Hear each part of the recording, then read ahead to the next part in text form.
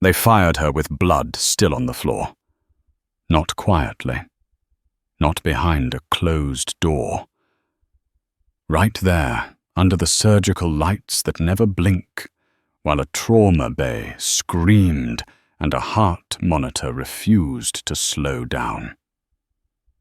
Dr. Richard Hale didn't even look at her when he said it. His voice cut clean and practiced, like a verdict already rehearsed. "Get out of my trauma bay. Now." Emily Carter stood frozen at the edge of the room. 35 years old. Scrubs a size too big. Her gloves were still wet. The smell of iron clung to the air. She felt it in her throat. The patient on the table gasped, shallow and uneven, chest rising like it might forget how to fall again. Hale held the scalpel like a badge of office. 52. Silver hair perfect even at 2 in the morning. He didn't raise his voice. He didn't need to. Authority lived in his posture, in the way the residents leaned towards him without realizing it. He glanced at Emily, the way a man glances at a stain. "You're a nurse," he said. "Don't diagnose my patients. Don't touch my cases. Don't think you're something you're not." A resident swallowed hard. The charge nurse stared at the floor. No one moved. No one spoke. The room obeyed him by instinct. Emily looked at the patient instead. She smelled almonds on his breath. Sharp. Wrong. Her mind raced faster than the monitors. Cyanide. Minutes, not hours. She opened her mouth. Hale stepped closer, invaded her space. His eyes were cold, annoyed, almost bored. "Go make coffee," he said. "Ethiopian. And don't burn it like the last idiot." Emily nodded once. Slow, controlled. Her face gave nothing away. But inside, something old and dangerous stayed awake. She turned to leave. Behind her, the monitor spiked, then screamed. The sound cut through the room like a siren. Panic snapped faces upward. Someone shouted, "Code Blue." Hale spun, suddenly human, suddenly unsure. Emily didn't run. She moved. Later they would say this was the moment everything changed. They would be wrong. It had changed long before. They just hadn't been important enough to notice.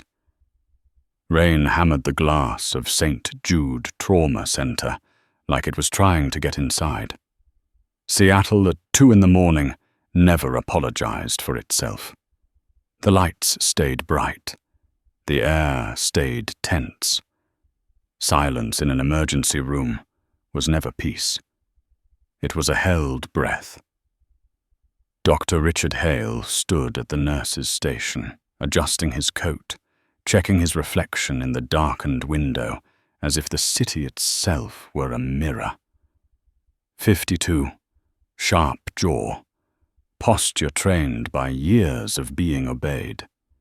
The night staff orbited him without realizing it. He liked the quiet. Quiet meant control. Quiet meant no one could question him.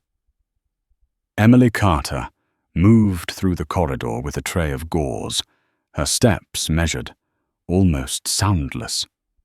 She felt eyes slide past her. She had learned how to disappear. In hospitals, invisibility was a skill. She was new here. Midwest transfer. That was what the paperwork said. 35. No children. No drama. No past worth noting. The file was thin by design. Hale didn't turn when he spoke. Nurse Carter. Coffee. The words landed like an order to a servant, not a colleague. Ethiopian. Fresh. He finally looked at her, irritation flickering when she didn't jump. "You heard me." "Yes, doctor," she said. Her voice was low, steady. No tremor. That alone annoyed him. She paused. Bayfor's vitals are unstable. Fever spike. Breath smells like almonds. That isn't sepsis. That's poisoning. The station went still. Keyboards stopped. A respiratory therapist froze mid-step. Hale's eyes narrowed. He stepped closer, towering over her, breath sharp with authority. "I trained at Harvard. I ran trauma in Manhattan when you were still deciding what you wanted to be. You don't get to challenge me. You fetch coffee." Emily met his eyes. For half a second, something cold surfaced there. Appraisal. Calculation. Then it was gone. "As you wish, doctor." She turned away. Behind her, Bay 4 exploded into noise. Alarms. Shouting. A body seizing against restraints. Hale rushed forward, heart racing, the room slipping from his grip. Emily didn't stop walking. She changed direction. She reached the crash cart before anyone told her to. Hands moving fast. Precise. She slammed the antidote into the line without hesitation. "What are you doing?" Hale shouted. "Saving your patient," she said quietly. The seizure stopped. The room stared. Hale felt it then. Not gratitude. Something hotter. Fear, edged with rage. He pointed at her, voice shaking with control. "You're done here. Get out. I'll end your license by morning." Emily stepped back. Set the syringe down. "Check his pockets," she said. "He's not a junkie. He's a mule." She turned toward the doors. The red phone rang. The red phone screamed instead of ringing. It was a sound no one confused with anything else. Brenda, the charge nurse, grabbed it with shaking hands, her face draining as she listened. "Yes." "Yes, understood." Her eyes lifted to Hale, then slid to Emily standing by the exit, already half erased. "Lockdown," Brenda said. "Full lockdown. Inbound via chopper. 2 minutes out." Hale straightened like a man being handed his crown back. "Who is it?" "Senator. Mayor. Military." Brenda swallowed. They didn't say. Just a call sign. "Target package Alpha. They want a cleared surgical team." Hale scoffed, relief flooding him. "I'm the chief. I have clearance." He turned, already moving. Vance no longer mattered. Carter didn't exist. The room spun back into order around him. The windows began to rattle. Not the rain this time. Rotor wash. Deep, heavy, purposeful. The kind of sound you felt in your bones before your ears caught up. A blacked-out helicopter dropped onto the rooftop, rain exploding outward like shrapnel. "Not news, not medevac. Military. Get a gurney," Hale barked. "Move!" He spotted Emily still standing there. "You're fired, but I need hands. Grab a trauma kit. Roof. Now!" Emily didn't look at him. She looked up, listened. The pitch, the rhythm. Her jaw tightened. That wasn't a standard Black Hawk. That was a night stalker bird. She knew that sound, the way some people knew a loved one's footsteps. Her pulse kicked hard once, then steadied. "Copy that," she said. The rooftop was chaos. Rain sideways. Blades screaming. 4 men poured out first, weapons low but ready, faces hidden behind night optics. They moved like one body. A stretcher followed. The man on it was barely holding together. Blood soaked through tactical gear. Oxygen mask fogged with each shallow breath. Hale ran forward. "I'm taking lead." A gloved hand shoved him back without effort. "Back off! Secure bay! Now!" They sprinted for Trauma 1. The doors blew open. Lights flared. The patient was transferred in a practiced blur. Hale cut clothing away, hands fast, competent, adrenaline sharpening him. He was good. That had never been the lie. Emily caught a glimpse of the man's forearm as they lifted him. A faded tattoo. Spear. Laurel wreath. Her chest tightened. Then she saw the chain at his neck. Silver. St. Michael. Blood fused it to skin. Her breath caught.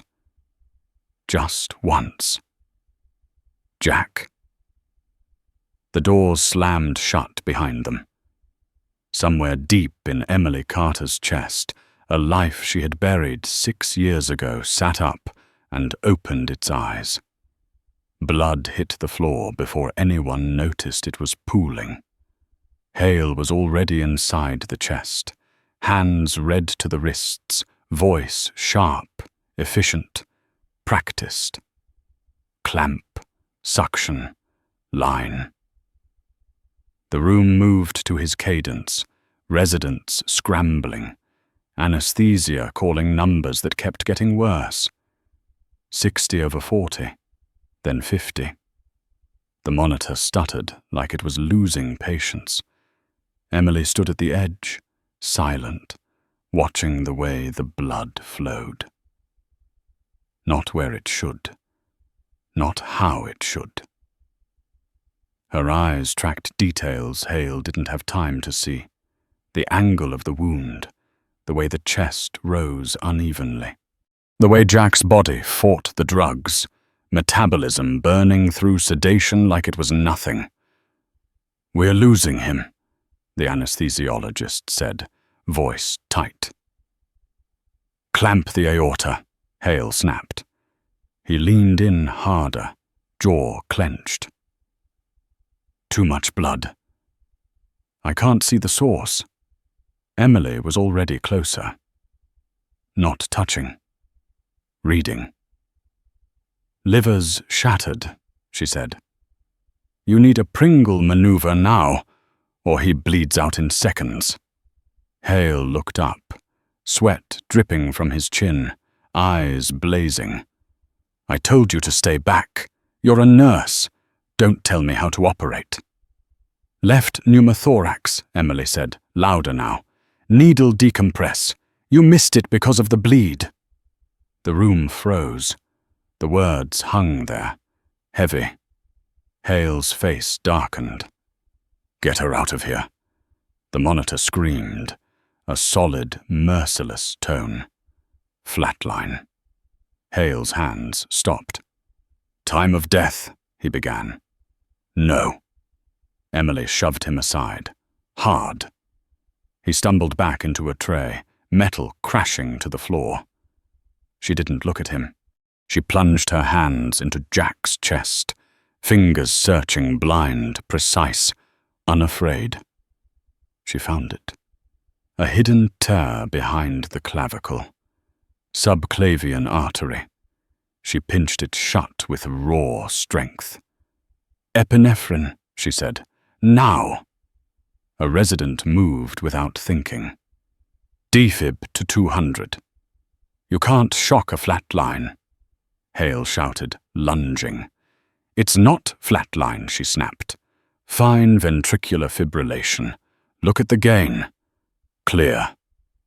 The body arched. Silence. Then a beat. Then another. Weak. Real. Emily didn't let go. She couldn't. If she moved, he died. Hale stood there, chest heaving, rage burning through shock. You assaulted a superior.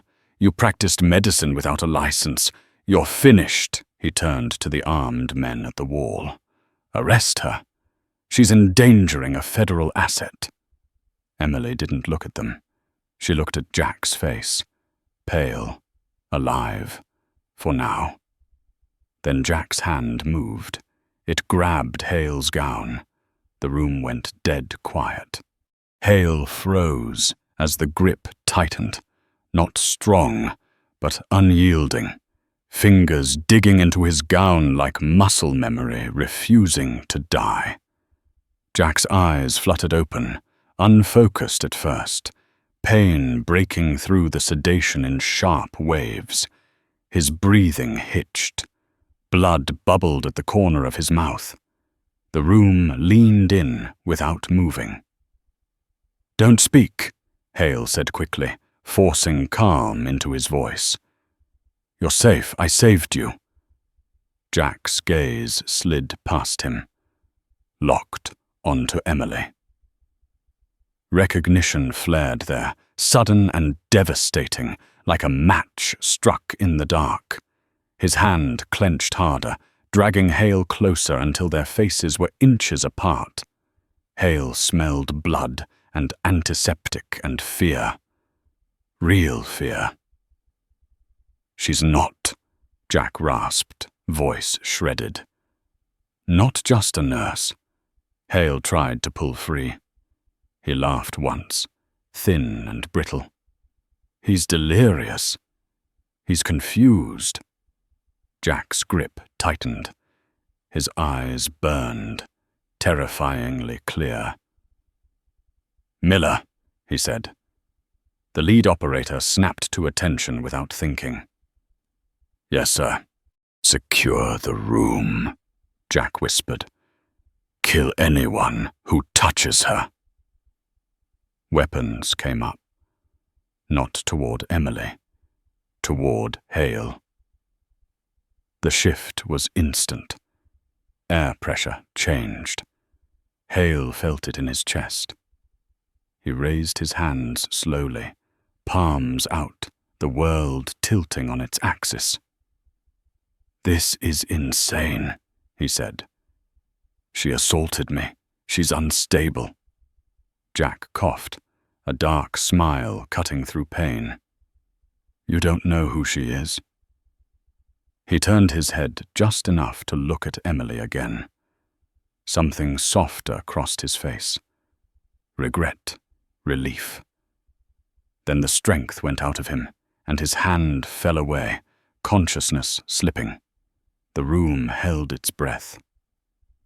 Miller's eyes widened behind his goggles as understanding slammed into place.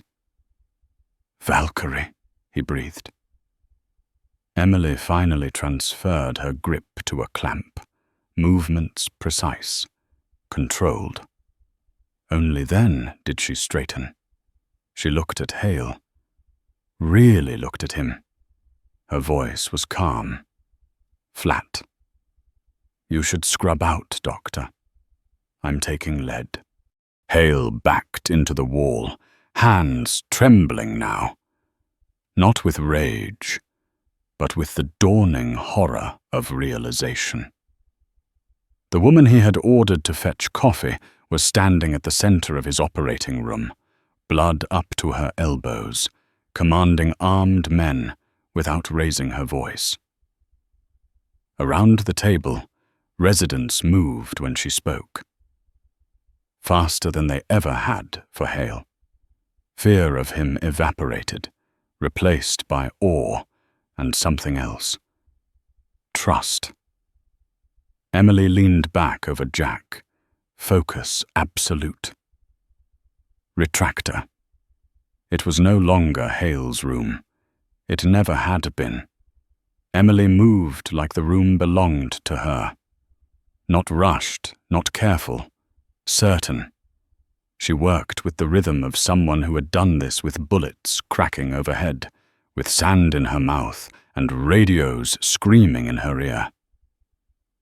Retractor. Suction. Clamp. Her voice was low, but carried. People obeyed without questioning why. Hale stood in the corner, boxed in by armed men who watched his every breath. His hands shook inside his gloves. He told himself this was temporary, a misunderstanding. Authority would reassert itself. It always did. Yet the longer he watched her work, the more something ugly twisted in his gut. He had read about techniques like that. Classified journals, battlefield adaptations, things you weren't taught at Harvard. How much time? Emily asked without looking up. 10 minutes, Miller said, checking his wrist display. If his biometrics were still linked to satellite, they already know he's here. Who is they? Hale snapped, unable to stop himself. This is a hospital. You can't just turn my operating room into a militia checkpoint. Emily paused just long enough to clamp a bleeder cleanly. She looked up at him. Her eyes were steady. American issue rounds, she said. 5.56. Pulled them out of his chest myself. That wasn't an ambush. That was an execution. The room chilled. A resident swallowed hard. Friendly fire, someone whispered. No, Emily said. Betrayal. The lights flickered. Once, twice, then the room dropped into darkness. The hum of ventilation died. Monitors went silent for a heartbeat too long before emergency power washed the walls in dull red. They cut the main line, Miller said. They're here. Seal the doors, Emily said. Barricade with the scrub sinks. Hale laughed, sharp and panicked. You're insane. He needs ICU. He won't survive without full support. If he leaves this room, he dies, she said. Close him up. Fast. Ugly is fine.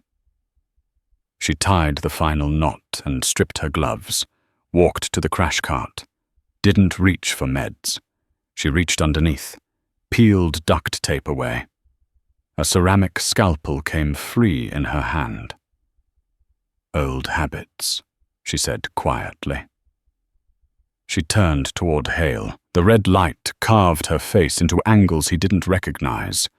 You have two choices, Doctor. Keep pretending titles will save you, or listen and live. Somewhere down the hall, a suppressed gunshot echoed, then another. Hale's mouth went dry. For the first time in his career, Dr. Richard Hale understood exactly how small he was.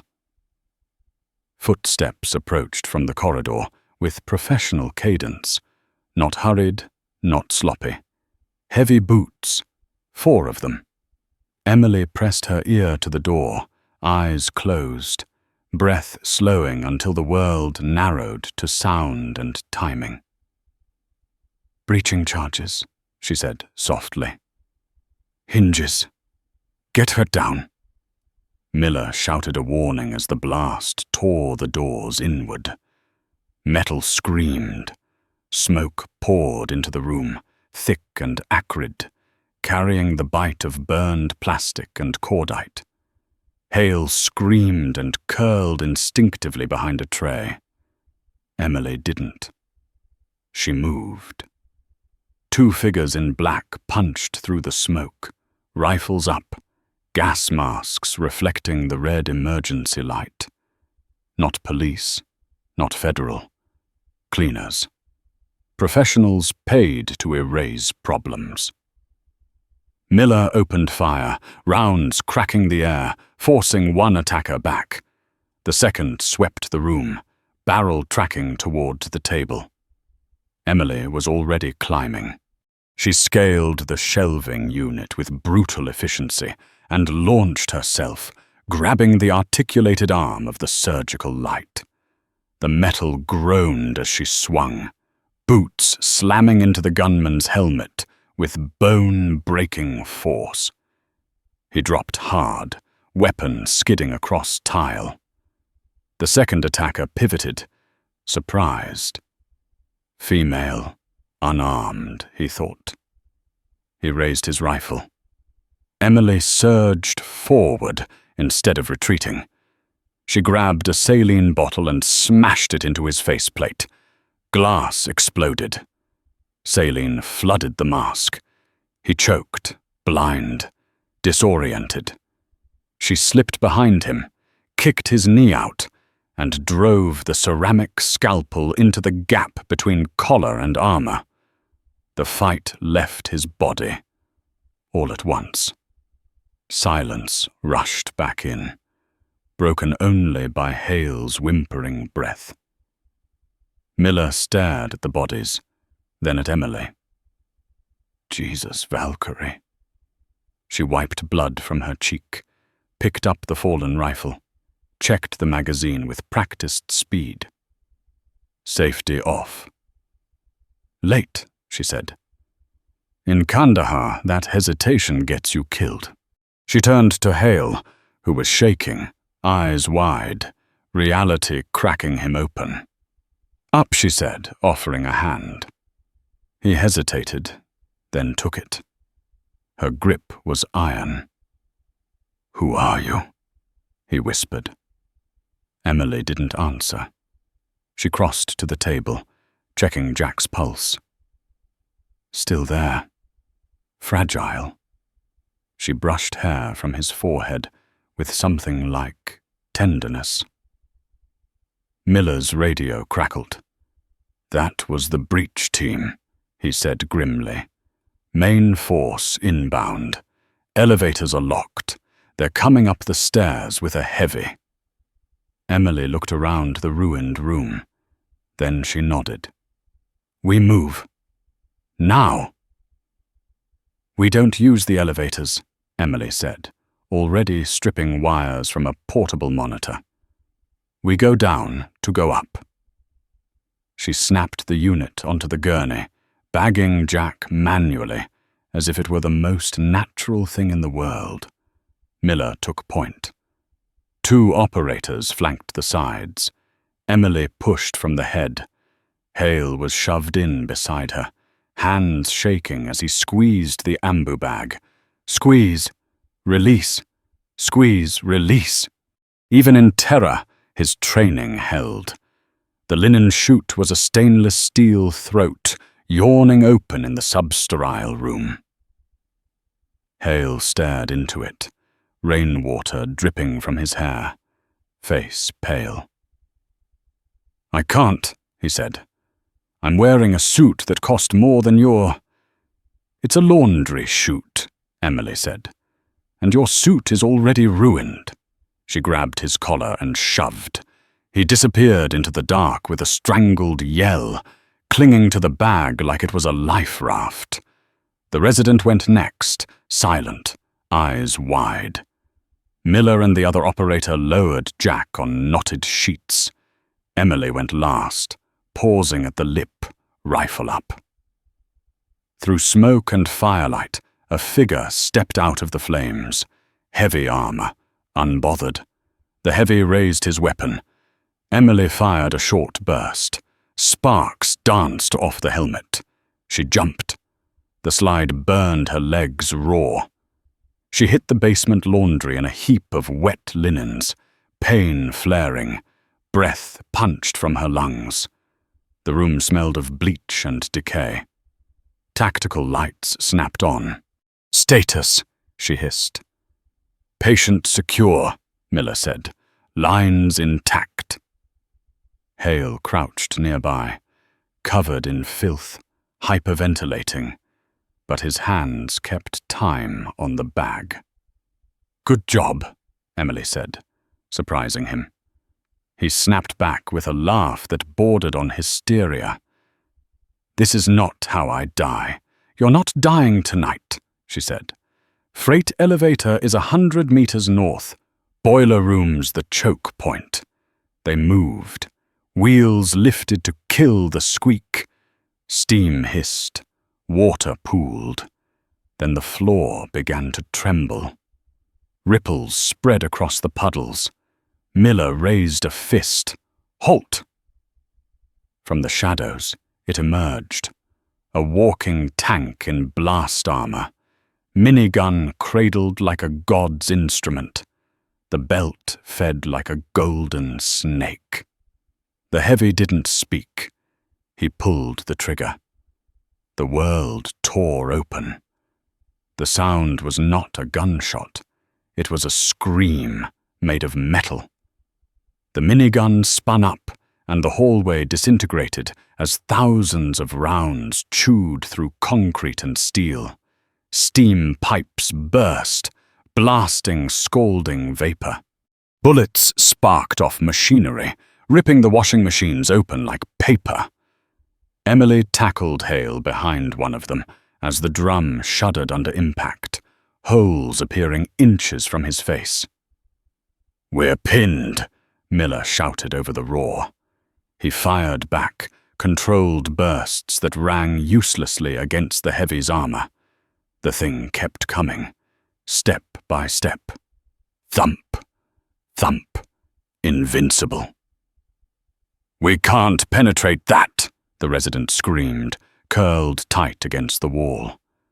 Emily glanced at Jack, pale, alive only because Hale's hands kept moving. Squeeze, release. She looked up at the ceiling. Thick black power conduits ran above the puddled floor, feeding the industrial dryers. She grabbed Hale's face, forced his eyes up. "Think," she said. "Don't fight. Think." His gaze locked on the cables. "If we sever them," he said, voice shaking but focused. "High voltage. Water everywhere." "Bullets won't cut it clean," she said. "I need precision." "Miller," she shouted. "Aim for the visor. Blind him." The team surged, rounds hammering the faceplate. Cracks spidered across it. The heavy swung the minigun toward them. "Now!" Miller yelled. Emily broke cover and ran at the monster.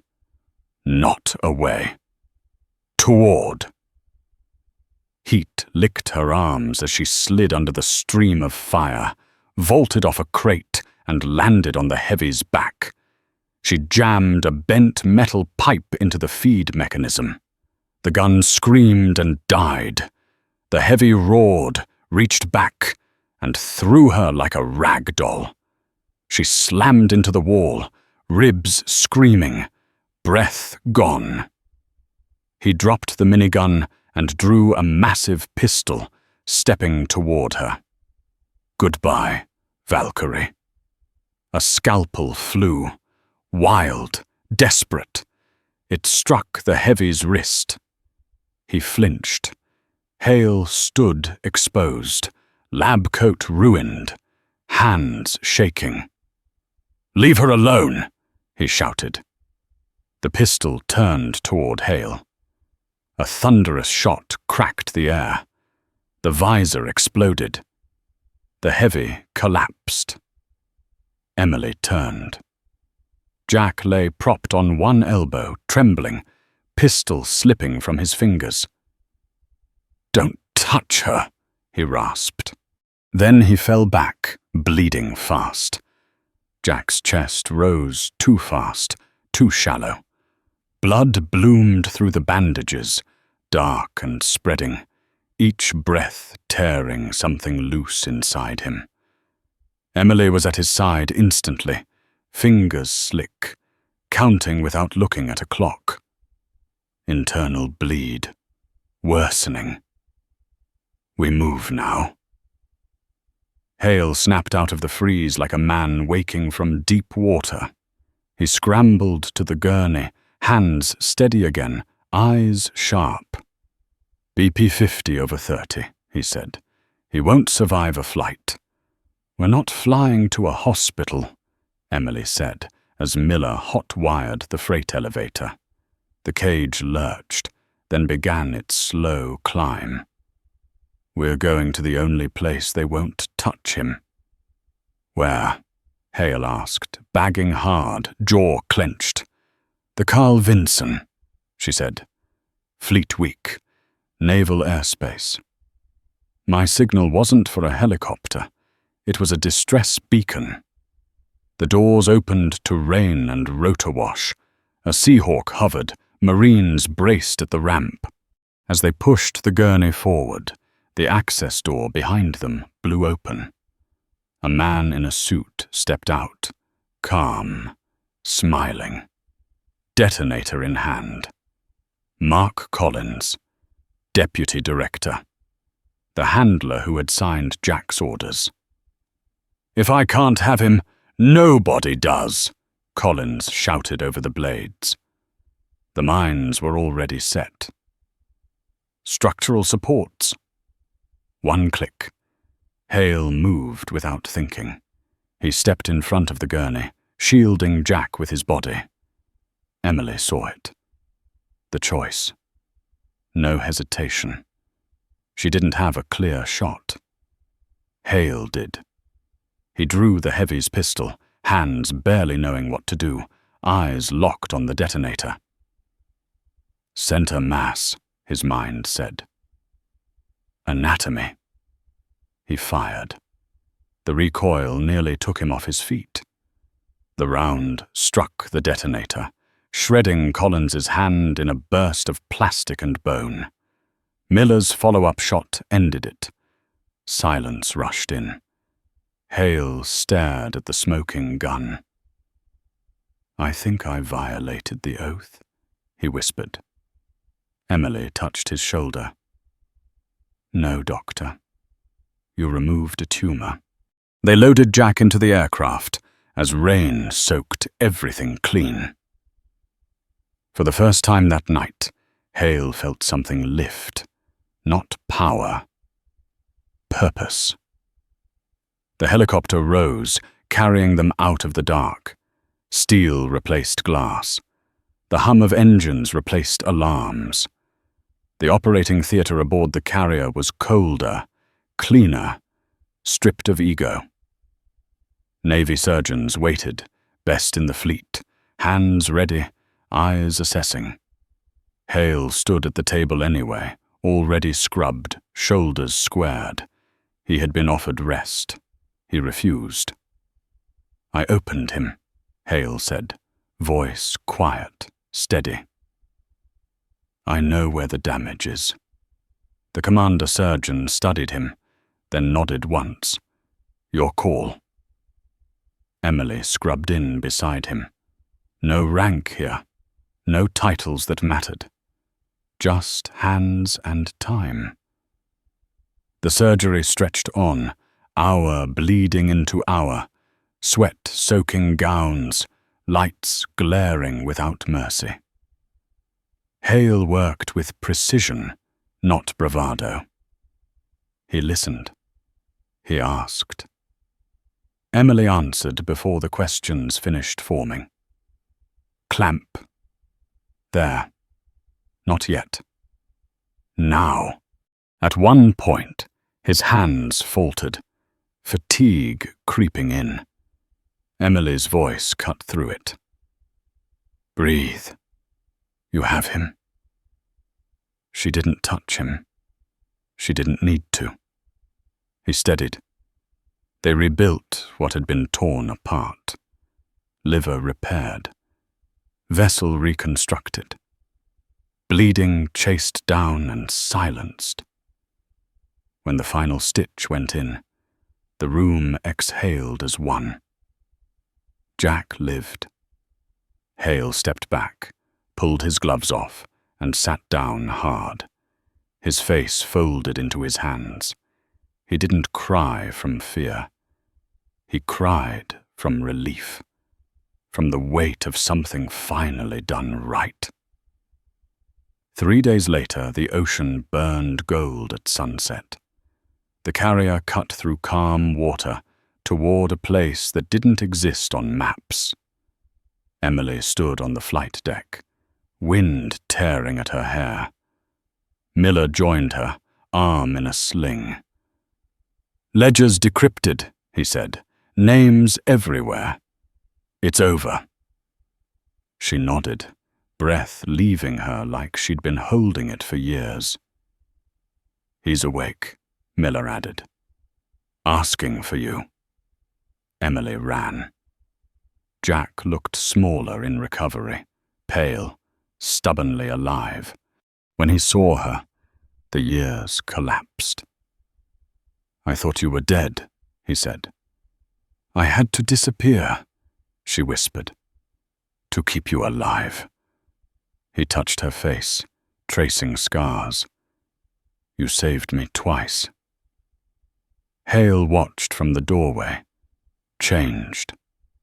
Not redeemed, aware. Outside, the ship kept moving forward. So did they. Emily stepped into the office carrying a clipboard, sunlight catching in her hair, the quiet authority of someone who no longer needed permission to exist. She wasn't wearing scrubs today. She didn't need armor anymore.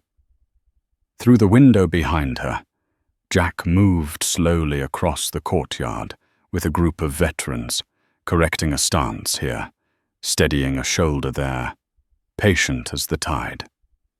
He looked up, saw her, and lifted a hand in a small, private salute. She smiled and went back to work. The phone rang. She answered it with practiced calm. Hale and Carter Medical Center. A pause. A voice on the other end recognized the name. Said it carefully. Asked if the rumors were true. That the head nurse there had once been something else. Something dangerous. Something heroic. Emily glanced at her reflection in the glass. The scars were still there. They always would be. But the eyes were different now. Clear, unburdened. "No," she said softly. "She's just a nurse." She hung up and set the receiver down. Hale looked at her from the doorway, a question in his expression he didn't voice. She shook her head once. He nodded. That was enough. Outside, laughter drifted in from the courtyard. Real laughter. The kind that didn't echo off trauma walls. Jack came inside later, moving carefully, smile easy. He leaned in and kissed her forehead, grounding himself there for a second longer than necessary. "Home," he said. "Home," she agreed. Somewhere far away, men who had hidden behind titles and offices sat alone with the sound of doors locking. Somewhere closer, patients were seen, not processed. Somewhere quieter, a woman who had been erased chose to stay visible on her own terms. This story isn't about how loud someone speaks or how high they sit. It's about who steps forward when everything falls apart, and who they choose to protect when the lights go out. If this story stayed with you, show it some love with a like. Subscribe for more stories like this, and drop a comment below with 3 words. Just a nurse.